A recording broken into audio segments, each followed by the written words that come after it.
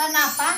Kalau batuk sama bersin harus ditutup supaya virusnya tidak menyebar ke teman-temannya atau ke ibu guru, ke teman-temannya gitu. Kita praktekin kalau kita batuk itu harus pakai tangan ditutupin atau pakai ini sikut. Itu pakai baju gini boleh, kerudung gini ya. Jadi nggak boleh pakai ketek bau tuh. Boleh pakai ini atau pakai ini ya. Kita praktekin sama-sama batuk misalnya 1 2 3. Sekarang pakai ini 1 2 3.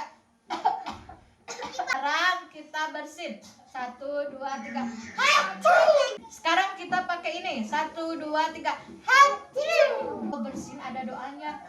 Pas misalnya Alena bersin, alhamdulillahirobbilalamin gitu. Terus yang lainnya teh bilang gini, ya harmukallah. Terus kata Alena teh, ya hardikumullah.